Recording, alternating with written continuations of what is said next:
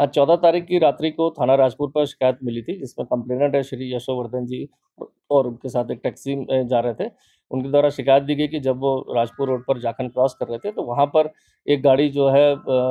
एक एसयूवी गाड़ी और एक से पीछे जो है एक स्कॉर्पियो बोलेरो गाड़ी थी, जिसके द्वारा सायरन बजा के उनको ओवरटेक किया गया था और ओवरटेक करने के बाद आगे उस गाड़ी को रोककर ड्राइवर के साथ गाली-गलौच, मारपीट की गई और एक वेपन निकाल के उसको धमकाया गया था। चूँकि समस्त घटनाक्रम में उस समय जो कंप्लेनेंट थे उनके द्वारा वो किसी को उसमें पहचानते नहीं थे, ना ही जो ड्राइवर था वो किसी को उसमें पहचानता था। बट उनके द्वारा जो एफआईआर में जो गाड़ी का नंबर दिया गया, इसके आधार पर वहाँ की सीसीटीवी फुटेज को चेक किया गया और उस गाड़ी के आधार पर गाड़ी के ओनर को ट्रेस किया गया, तो उसमें दिव्य प्रताप का नाम पता चला था जो उस गाड़ी में सवार था। इस तत्काल बाद एक पुलिस टीम द्वारा मुकदमा लिखने के बाद अगले दिन जो इस गाड़ी जो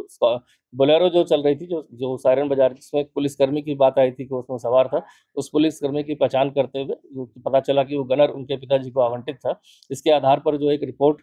एसएसपी हरिद्वार को भेजी गई थी, जिस पर तत्काल संज्ञान लेते हुए उन्होंने उसको निलंबित करके विभागीय कार्रवाई प्रारंभ कर दी है। साथ ही साथ इस पूरे प्रकरण में जो भी जाँच के बाद जो पीड़ित थे, जिनके द्वारा कंप्लेंट दी गई थी, जो उनका ड्राइवर था, जो टैक्सी में चला रहा था, उसके द्वारा जो बयान पूरे विस्तृत बयानों के बाद उसमें जो धाराएँ जो उनमें 126 और 352 भारतीय न्याय संहिता की धाराओं की वृद्धि की गई। साथ ही साथ जब उसमें फुटेज में देखा गया कि एक वेपन हाथ में था आरोपी के पास, तो उसके आधार पर जो है इसमें जो है 30 आर्म्स एक्ट की धारा इंक्रीज़ की गई, जिसके तहत अगर कोई अपना